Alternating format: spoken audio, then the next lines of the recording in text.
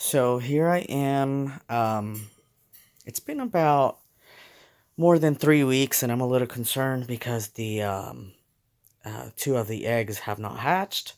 I kindled one of them, passed it through the light. This one is basically an empty egg. Mom is sitting down on one baby, one egg. I'm gonna check the egg and see if that one is fertile. She doesn't want to get off. Here, Mama. I just want to check it.